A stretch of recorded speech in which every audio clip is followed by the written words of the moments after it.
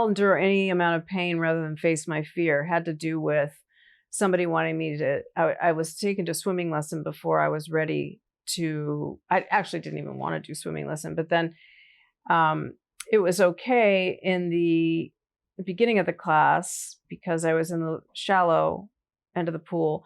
But at the end of the class, the teacher said, we were in a high school pool. I was 6. You have to walk up the 12-foot and then down, down the plank. It's what it felt like.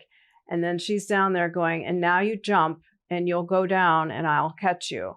And I stood at the edge of the thing and I just started to cry because I didn't think she was going to get me.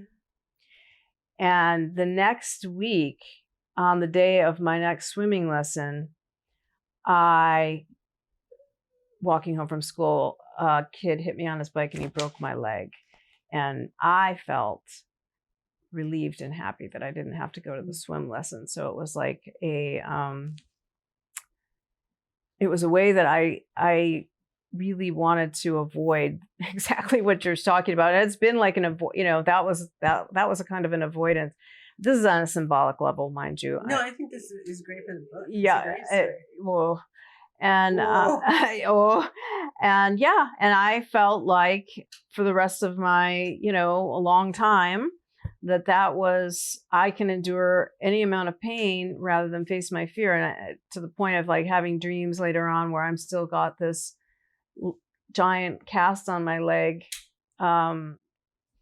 because that was how I was still functioning. And this is what I'm going to say. That is woman. Yeah. And I would also suggest she calls in situations that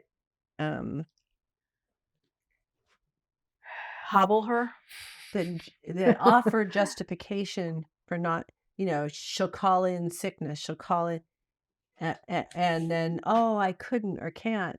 And so, that was probably the hardest portion of my training. I'm telling you, because it looks like blame the victim. That's what it looks like. It looks like you're saying that's your fault.